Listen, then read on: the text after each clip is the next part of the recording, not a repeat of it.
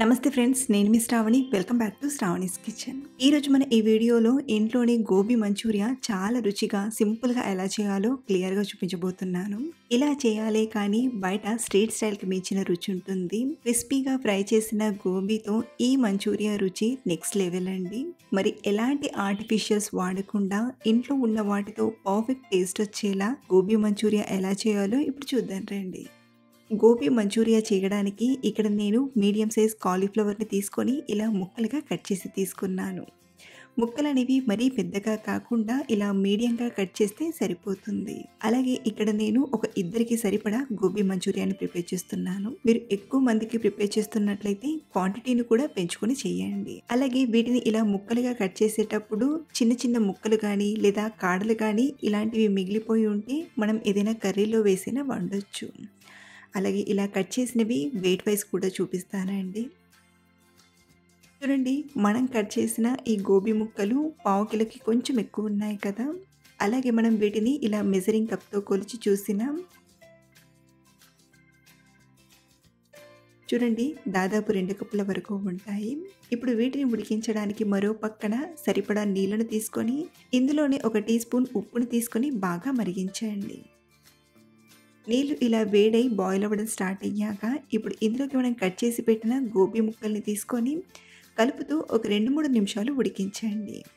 మరి మనం వీటిని ఎక్కువగా ఉడికించామంటే సాఫ్ట్గా అయిపోతాయి. కాబట్టి ఇవి ఉడకడం స్టార్ట్ అయ్యేంత వరకు ఉడికిస్తే సరిపోతుంది.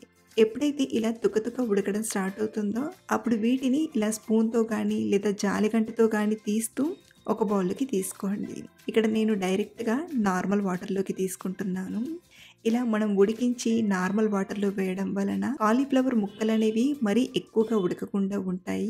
మళ్ళీ మనం వీటిని ఫ్రై చేస్తాం కాబట్టి ముందుగా వీటిని ఇలా కాస్త ఉడికించి తీసుకుంటే సరిపోతుంది. ఇలా అన్ని నార్మల్ వాటర్లోకి తీసుకున్నాక ఈ నీళ్ళన్నీ వంపేసి తీసుకోండి. ఇప్పుడు ఇందులోకి ఒక 2 టేబుల్ స్పూన్ల మైదా పిండిని తీసుకోండి. ఇక్కడ నేను మెజరింగ్ స్పూన్తో ఒక 2 టేబుల్ స్పూన్ల మైదా పిండిని అలాగే మరో 3 టేబుల్ స్పూన్ల కార్న్ఫ్లోర్ పిండిని తీసుకోండి. ఇందులోనే ఒక పావు టీ స్పూన్ ఉప్పుని తీసుకొని బాగా కలపండి. ముందుగా ఇలా పిండిని కాలీఫ్లవర్ ముక్కలకి బాగా పట్టించాక ఆ తర్వాత కొంచెం నీళ్ళను అంటే ఒక 2-3 టీ స్పూన్ల నీళ్ళను చల్లి కాలీఫ్లవర్ ముక్కలకు పిండి చక్కగా కోటింగ్ అయ్యేలా కలపండి. నీళ్లు మరీ ఎక్కువగా వేసినా పిండి జారుగా అయిపోతుంది. కాబట్టి పిండి కోటింగ్ అయ్యే విధంగా ఒక 2-3 టీ స్పూన్ల నీళ్ళను వేసి కలిపితే సరిపోతుంది. చూడండి, ఇలా కలిపాక ఇప్పుడు వీటిని ఫ్రై చేయడానికి మరో పక్కన డీప్ ఫ్రైకి సరిపడా ఆయిల్ని తీసుకొని బాగా వేడి చేయండి. ఆయిల్ బాగా వేడయ్యాక ఒక్కొక్క కాలీఫ్లవర్ ముక్కను తీసుకుంటూ వేడి వేడి ఆయిల్లోకి స్లోగా డ్రాప్ చేయండి. ఇక్కడ మనం తీసుకున్నవి ఒకేసారి ఫ్రై చేయడం వీలు కాదు, 2 సార్లు ఫ్రై చేయాలి. కాబట్టి కాలీఫ్లవర్ ముక్కల్ని ఇలా సరిపడా తీసుకున్నాక మంటను మీడియం ఫ్లేమ్లోకి అడ్జస్ట్ చేసి ఫ్రై చేయండి. హై ఫ్లేమ్లో ఫ్రై చేసామంటే పైన కలర్ వస్తాయి కానీ లోపల సరిగ్గా ఫ్రై అవ్వదు. కాబట్టి మంటను మీడియం ఫ్లేమ్లో పెట్టి వీటిని మధ్య మధ్యలో ఇలా టర్న్ చేస్తూ బాగా ఫ్రై చేయండి. అలాగే మనం ఈ గోబీ ముక్కల్ని కాస్త క్రిస్పీగా ఫ్రై చేయాలి. ఇవి చక్కగా ఫ్రై అయ్యేసరికి ఈ పైన వచ్చే నురుగ కూడా కాస్త తగ్గిపోతుందండి. అలాగే ఇందులో మనం కారం వేయలేదు కాబట్టి లైట్గా గోల్డెన్ షేడ్ అనేది ఇస్తుంది. చూడండి, ఇలా పైన క్రిస్పీగా వచ్చి కాస్త నురగ తగ్గిపోయి ఇలా కొంచెం గోల్డెన్ షేడ్కి వచ్చిందంటే ఇవి చక్కగా ఫ్రై అయినట్లు. వీటిని ప్లేట్లోకి తీసుకొని ఇలాగే మిగతా వాటిని కూడా బాగా ఫ్రై చేసి తీసుకోవడమే. సో ఇలా మనం గోబీ ముక్కలన్నీ ఫ్రై చేసి తీసుకున్నాక మిగతా ప్రాసెస్ని చూద్దాం. మళ్ళీ ఇక్కడ నేను వేరే కడాయిలోకి 1 లేదా 1.5 టేబుల్ స్పూన్ వరకు నూనెని తీసుకోండి. నూనె బాగా వేడయ్యాక సన్నగా తరిగిన 1 టీ స్పూన్ వెల్లుల్లిపాయ ముక్కల్ని అల్లం ముక్కల్ని తీసుకొని దోరగా ఫ్రై చేయండి.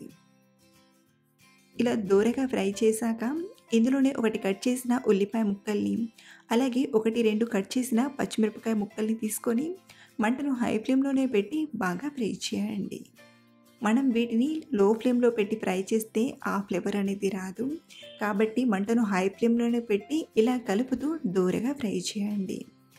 చూడండి, ఇలా కొంచెం దోరగా ఫ్రై అయ్యాక ఇందులోనే ఒక 2 టేబుల్ స్పూన్ల టమాటో సాస్ని ఒక టీ స్పూన్ రెడ్ చిల్లీ సాస్‌ని తీసుకోండి. మీ దగ్గర రెడ్ చిల్లీ సాస్ లేకపోతే షెజ్వాన్ సాస్‌నైనా తీసుకోవచ్చు. అలాగే ఒక టీ స్పూన్ సోయా సాస్‌ని, ఒక టీ స్పూన్ వెనిగర్‌ని తీసుకొని కలపండి. ఇదంతా మనం హై ఫ్లేమ్‌లోనే ప్రిపేర్ చేయాలి కాబట్టి సాసెస్ అన్నీ కూడా రెడీగా పక్కనుంచి వీటిని ఫటాఫట్‌గా చేసుకోవాలన్నమాట. సో, ఇలా ఒకసారి బాగా కలిపాక ఇప్పుడు ఇందులోనే ఒక పావు టీ స్పూన్ మిరియాల పొడిని, అలాగే మరో పావు టీ స్పూన్ ఉప్పుని తీసుకోండి. సాసెస్ అన్నిట్లో ఉప్పు ఉంటుంది కాబట్టి ఇలా కొంచెం తక్కువగానే తీసుకోండి. ఇలా ఒకసారి బాగా కలిపాక ఇందులోనే ఒక పావు కప్పు నీళ్ళని వేసి ఉడికించండి.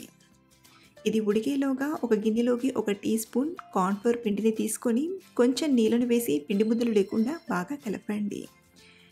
ఇలా పిండి ముద్దలు లేకుండా బాగా కలిపాక ఇప్పుడు దీన్ని ఉడుకుతున్న సాసెస్‌లోకి తీసుకొని బాగా కలపండి. ఇలా మనం కొంచెం కార్న్‌ఫ్లోర్ నీళ్ళను వేయడం వలన టేస్ట్‌తో పాటు సిల్కీగా చాలా బాగా కనబడుతుంది. ఇలా ఒక 2 నిమిషాలు కలుపుతూ ఉడికించామంటే కార్న్‌ఫ్లోర్ పిండి కూడా చక్కగా ఉడికిపోతుంది.